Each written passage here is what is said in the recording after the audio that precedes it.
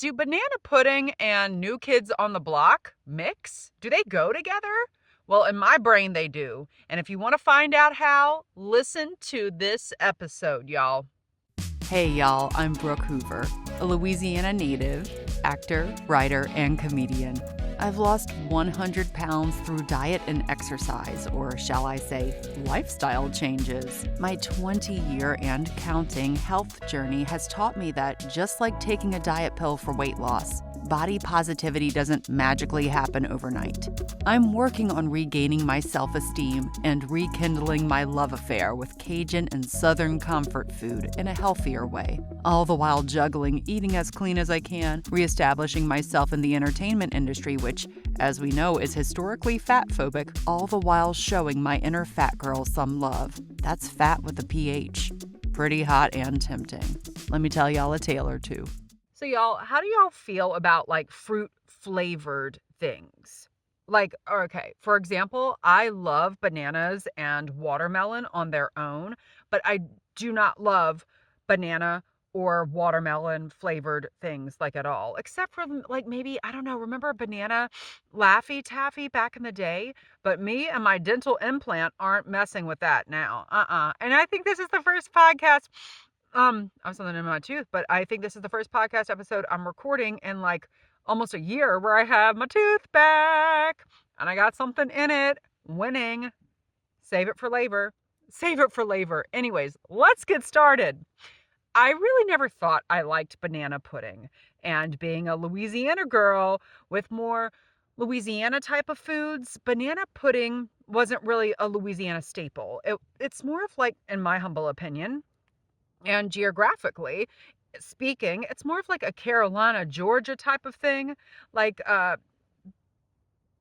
berries. I don't know. I wrote on my outline here, berries, Carolina fruits, North Georgia. Because did y'all know that bananas are actually a berry and therefore, of course, also a fruit? Bananas are a berry? What? Tell that to the glycemic index, which, all right, let me explain myself. I always do because I sometimes feel like I live on a desert island, dessert island. Ooh, dessert island. Only if it's refined sugar free. Anyway, sometimes I feel like I live on a desert island of weirdness or in a closet of bras and scarves and weirdness. But okay, so higher glycemic foods are things like bananas, mangoes, maybe all those Caribbean type of fruits I love, pineapples, and they're not as great for PCOS peeps or diabetics because they make your blood sugar spike. Whereas berries, like blackberries, for example, are if I could speak, naturally lower in sugar, and they are therefore lower on the glycemic index than, say, bananas. But bananas are a berry? What? Banana isn't a stone fruit. It's not a stone fruit. Like, there's no stone up in there. And avocado is a fruit, as we all know. I think most of my demographic of listeners, we all know that avocados are a fruit. But if you didn't, it's okay. Like, avocados aren't getting mad at you. Anyways, so bananas are berries. The more you know. And also, again, remember, bananas are higher on the glycemic index and glycemic load than berries, which I'm not saying don't eat bananas. I'm just saying when and if you eat bananas, eat them with like a peanut butter or Greek yogurt, no sugar Greek yogurt. So there's a sort of balance and you don't have a blood sugar spike. That's for my friends who might need to be watching their sugar spikes ups and downs. Anyways, back to banana pudding. I was usually able to avoid banana pudding, except when we were around friends from Mississippi or Alabama or the Carolinas or Georgia or even Texas. Sometimes Texas, depending on what part of Texas. And forget about trying to avoid banana pudding at like a church lady potluck. We have talked about church lady potlucks before. You want a whiff of Jean Nate stuck in your nose for a week and someone to force feed you all the puddings, casseroles, and mushy foods? You go to a church lady potluck and they will envelop you in their warm bosom and you'll get like an indentation of Jesus Christ superstar on your forehead when they hug you. Anyways, Fun times at the church. And of course, y'all, banana pudding at that church lady potluck, it's going to be served room temperature. And as y'all know, I'm very polar, pun intended, with my cold and hot foods. I want my banana pudding cold if I'm going to be eating banana pudding, cold like a polar bear. So let's talk really quick about icebox pies and pudding pies and things of that nature. I'm actually a huge fan of Mississippi mud, which Louisiana folk make a lot of. Go figure.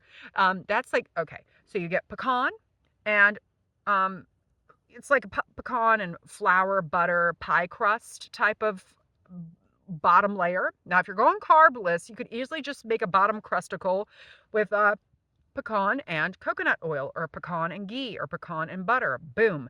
The next layer for that Mississippi mud is a layer of like cream cheese, Cool Whip, and confectioner's sugar. Again, if you are going low glycemic, instead of confectioner's sugar, just use Swerve. Swerve is I believe it's monk fruit or stevia based sweetener. I like it. And then after that, do a layer of chocolate pudding, again, sugar free for my friends out there watching their sugars. And then a layer of Cool Whip. Then a layer of Cool Whip topped with some pecans. That's Mississippi mud, at least the way my mama makes it. And that is one of my favorite and really only things I like from a church lady potluck, because I really like my food separate. I don't like my food mushy. I like my food to be certain bright colors and certain temperatures. Again, so I was always SOL at PLs. Shit out of luck at church lady potlucks, that is. And again, I like my Mississippi mud best when my mama is making it. She is not from Mississippi, as y'all know. She is from Thibodaux, Louisiana. I wonder how the Mississippi folk make it. I will have to talk to my friend Amy Fulgham, who was a guest on here talking about yoga for rest. Y'all can check out past episodes. Anyways, when I was going through my initial big old weight loss South Beach diet, it's not a diet, it's just a Mediterranean lifestyle minus the sea and nude Grecian dudes. That's all the South Beach diet is. It's a lifestyle, not a diet. So on like phase 4 of this lifestyle, I was doing the low sugar versions of pudding pies. So I wanted to have my icebox box pie. I wanted to have my Mississippi mud and eat it too. So those substitutions I was just telling y'all about, you can do those, or you can. Who says you can or can't? I was doing those because they are lower on the glycemic load.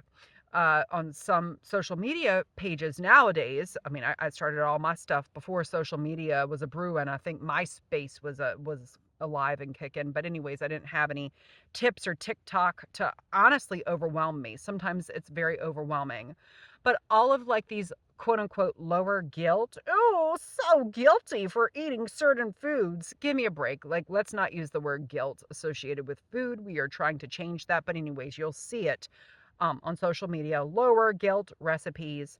It will be like boxed sugar-free puddings with Cool Whip and Greek yogurt. All that kind of stuff will pop up. Like, oh, like a high protein, like guilt-free cheesecake thing. And it's just cheesecake, sugar-free cheesecake pudding mix, and with sometimes with Cool Whip and Greek yogurt. And they may be lower in sugar, but just because they're less guilt doesn't mean there's less chemicals. Like, here's the deal. Do you want guilt or do you want chemicals? And so earlier when I was telling you, I used to use Cool Whip, or fat-free Cool Whip. Honestly, what I would suggest nowadays that I have learned, it's not just about sugar-free.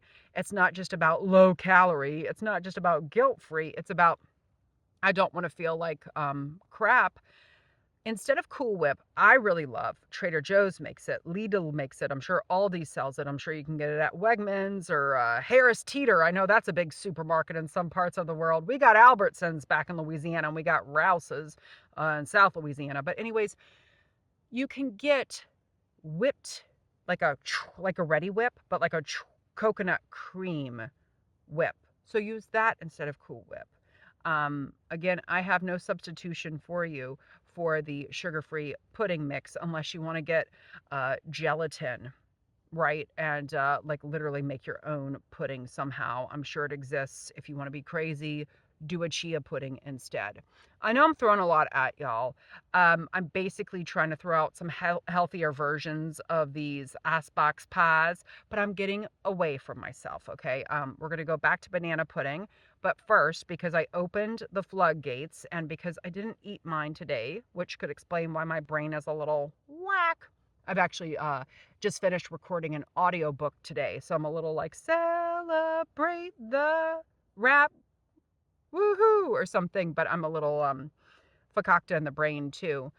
So let me tell y'all really quick about my chia pudding concoction, and then we will get into banana pudding. I promise, it's almost 10 minutes. We're going to get into this banana pudding tale.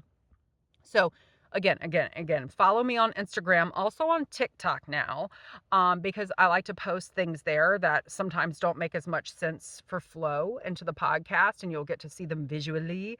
So on Instagram, I am Brooke Hoover, but replace those O's with the zero. So BR00 KEH00VER. That's a mouthful, but easily on TikTok, I'm just Who's Dat Fat Girl, same as this podcast. It's a lot easier. So I will be posting how I'm making my chia pudding on there. I love that stuff. So again, if you want to do that for your chocolate layer of your Mississippi mud, go for it. There's a way to make a clean eating version of all the Southern foods. They won't quite taste the same, but you won't feel so crazy like weird afterwards. Because if you're like me, the sugar and the chemicals affect my brain like woo. So my chia pudding recipe is I have like that staple recipe, but I'm working on concocting an even crazier recipe right now that's high in protein, has collagen, and doesn't taste like, I don't know, church lady ginate talcum powder. But stay tuned for that specific recipe. Okay.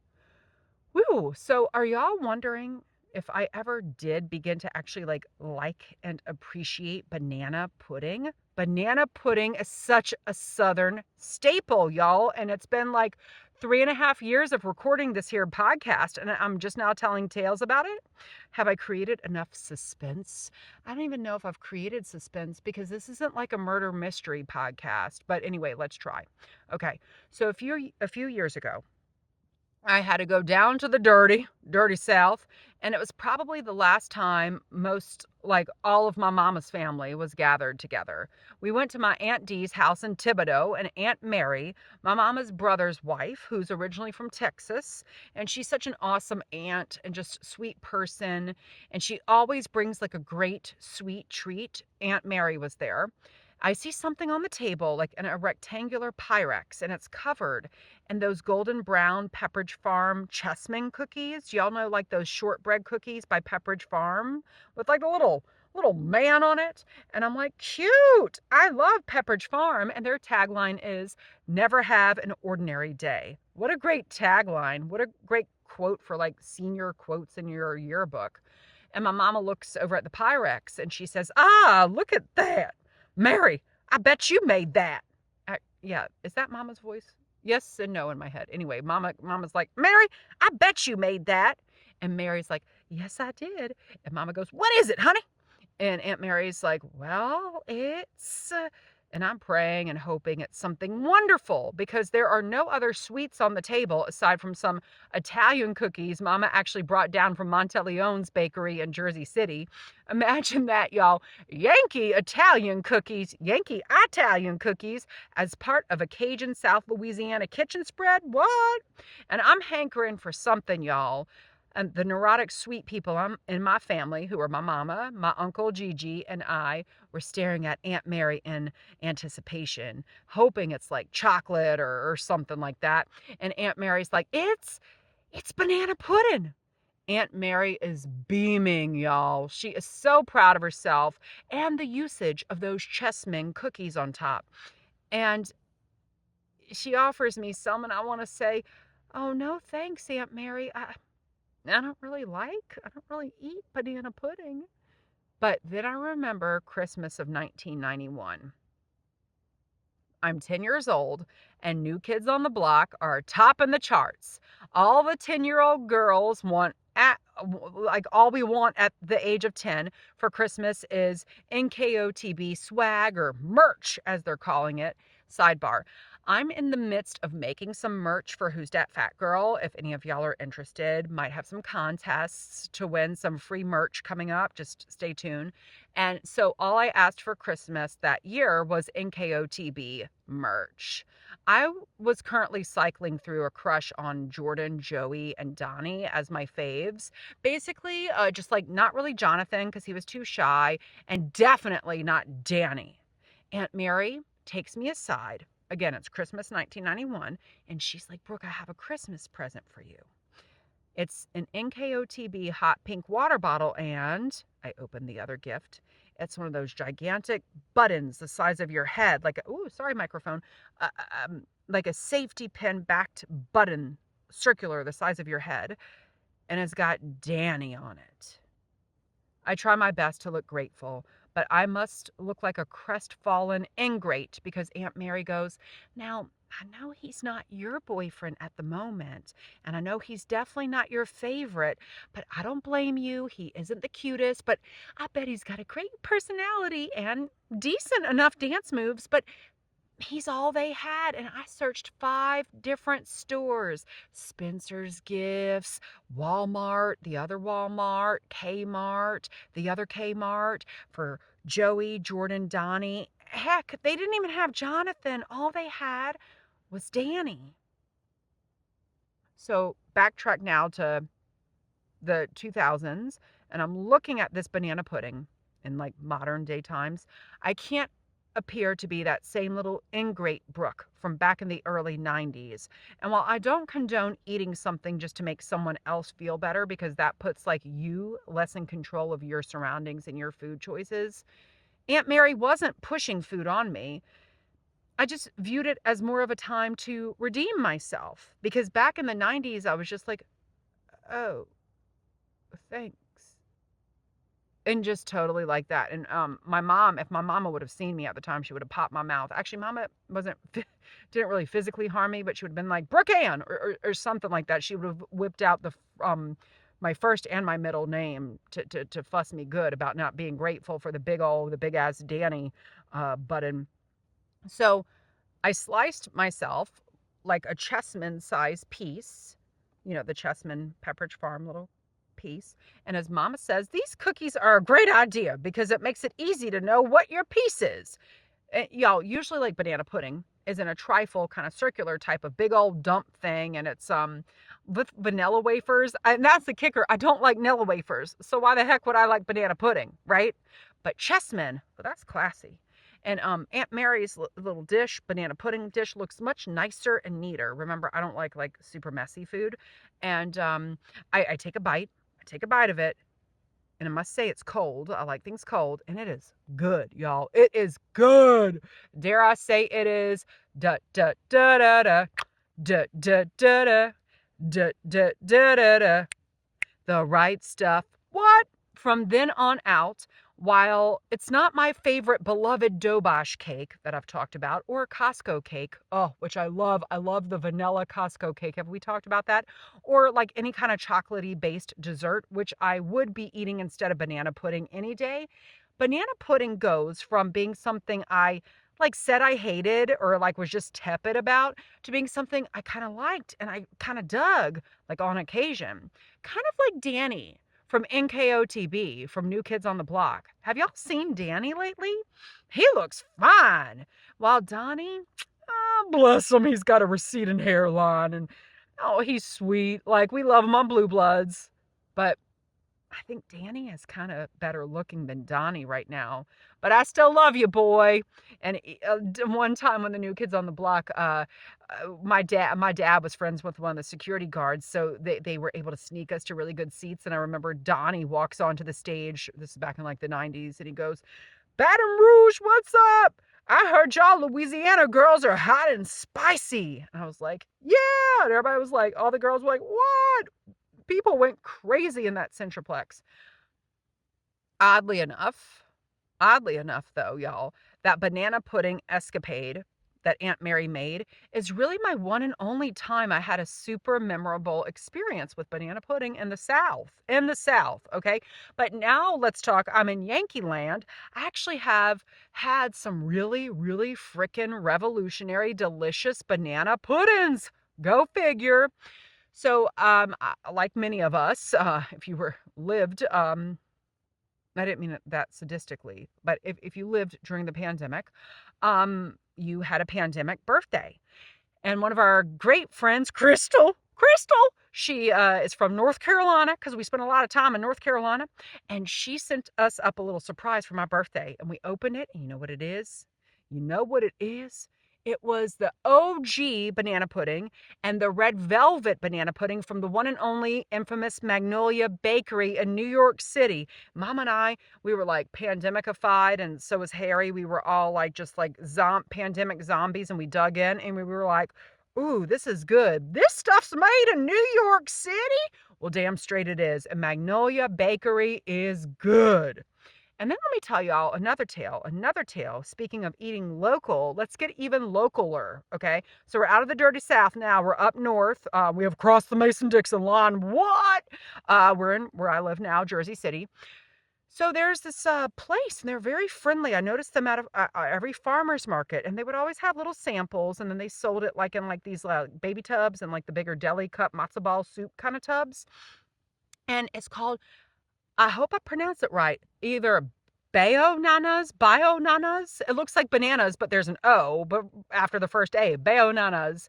And I taste them, not them, but like their banana pudding at a farmer's market. I'm like, this is good. Well, Bayo Nanas, they've been around for over a decade now. They are wonderful people. They are local owned Filipino owners, and they throw down some banana pudding. They have like 15 different kinds. You go into their place, it's like an ice cream shop. Super cute, like pink and yellow pastels. It's like an ice cream parlor, but for banana pudding. And they have some crazy flavors like ube and stuff like that. Lychee and rose water. That's one of my boyfriend Harry's favorites. I like the mango.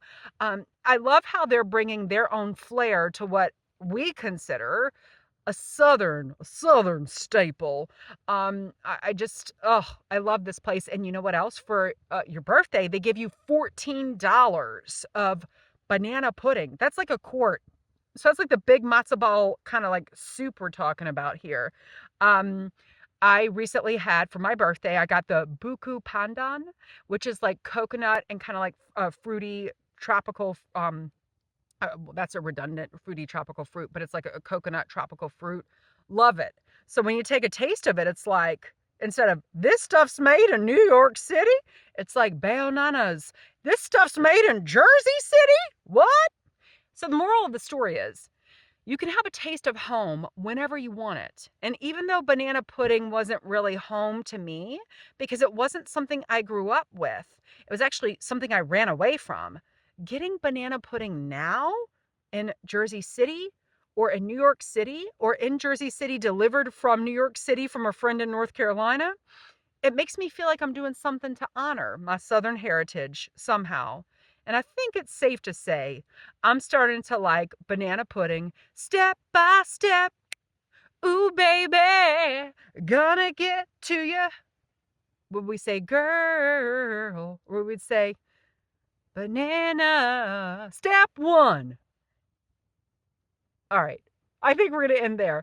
Thank y'all so much for listening. And remember, support local places. And you could be surprised that you can find some of your favorite comfort, or shall we say childhood foods or foods you grew up with, all over this wonderful city of Jersey City. Oh God, did I just call this a wonderful city? Well, I guess it can be. And New York City. But you can find something in your local neighborhood too, I'm sure. You just got to look for it. Thanks so much for listening, y'all. It is my hope to inspire, uplift, and entertain you with this Who's Dat Fat Girl podcast. So, if you're hungry for more, you can book me to speak or perform my solo show that inspired this podcast, Fat Girl Costumes, written by yours truly and directed by Brian Lady at your virtual or in-person event. please visit brookehoover.com/fluffybuttproductions or email me at contactbrookhoover@gmail.com for more info. And let's follow each other on Instagram. I'm at Brooke Hoover, and the O's in my name are not the letter O, they're zeros. Not because I want to be a size 0, but because I guess I'm just so clever with my late 90s Yahoo self. And if you like this podcast, which I really hope you do, please give me a 5-star rating and write a review on Apple Podcasts. And most importantly, share this with your friends, family, and other people you may know who are as fat as we are. That's fat with a PH.